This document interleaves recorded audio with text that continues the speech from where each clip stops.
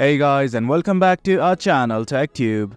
In this tutorial, we're gonna look at how to turn on subscription on Webtoon. Now let us begin. Denote that in order to do so, you guys should be logged into your account. If you don't know how to log in, worry not, we have also created a tutorial regarding that. Now let's simply look at how to turn on the subscription.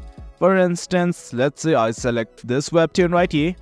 Now I want to turn on the subscription for this Webtoon. Well, the process is quite easy. Simply, on the right hand side, you can see a button like this called as subscribe. Click on it. And guys, that is it. That's how we turn on subscription for any series in Webtoon. Now in order to view the series that you have subscribed to, on the rightmost section on the navbar, you can simply see your username, simply hover over it. And as soon as you do that, simply click on the subscribed button. And that is it guys, that's how we turn on subscription and view it on Webtoon.